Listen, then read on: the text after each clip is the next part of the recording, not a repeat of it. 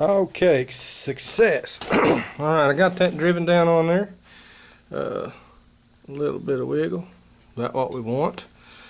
We'll put this race in axle too whenever I get the inner seal. But there we go, save $35. You would not believe the money that you guys can save if you do this on your own. It's just astronomical.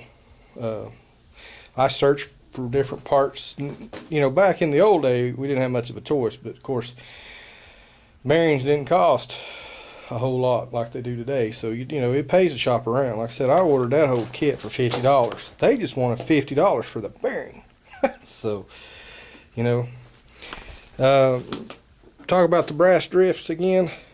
When they start mushrooming like that, and that ain't too bad. You see, I've already cut it back, but boy, you've seen some of this brass. Some of you, maybe some of you haven't, but it'll be mashed out like that, you know, like the end of your thumb. Just file it down.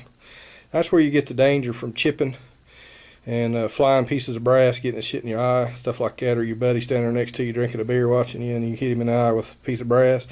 You know, hit against the grinder a little bit. I don't encourage you putting soft metals into a grinding stone because it makes them unbalanced and they explode.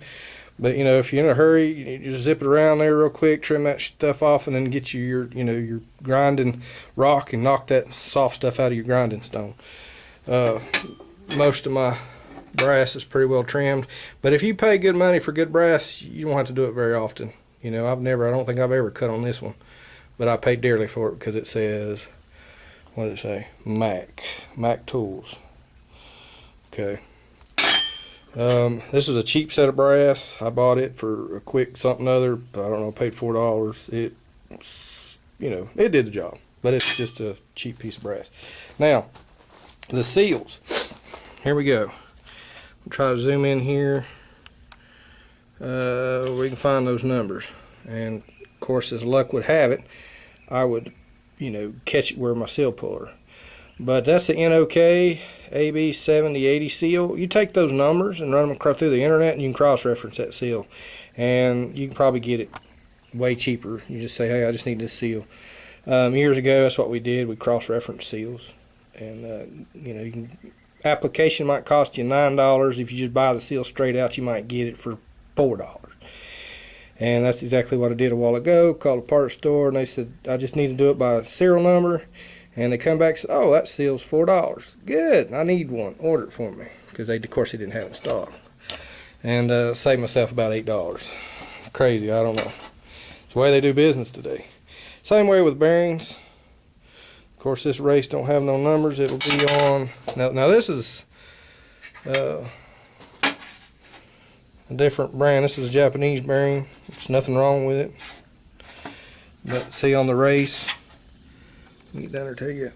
There's a number. You take that number and type it in. It may or may not cross-reference. Some of it does, some of it doesn't. There's a Timken number for this one here. And when I get that one apart, probably a totally different number. But you take those numbers, you know, and type them in, and they'll cross out. You can find them. Pretty much how I order a lot of my parts online. I'll cross these numbers out and cross-reference and stuff like that. But definitely know that, I'd like to know what that, I'll have to dig around and clean this up and see if I can find the number on that, which, you know, good luck. I'm probably not going to find it. It's pretty mangled. I did not do that. That axle did it. So I'm glad I tore into it, because I've been boogieing down the road and we would have had a malfunction. And those Dana 44s are extremely hard to find now, apparently, because there are these rock crawlers. People are grabbing them up. Really easy to work on. Man, that's the first one I've never had to press off. I like that. Hopefully the other one, which will probably be reality, will be the booger, the one that's going to bite me in the ass. Murphy's Law. So, but yeah, so far I'm enjoying the Dana 44s.